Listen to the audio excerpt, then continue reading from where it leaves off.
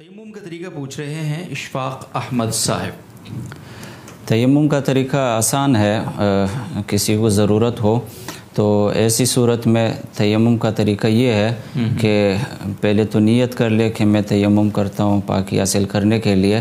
تیمم کے لیے نیت ضروری ہوتی ہے، پھر ظاہر ہے جب وہ تیمم شروع کرتے تو وہ نیت ہی ہوتی ہے دل میں۔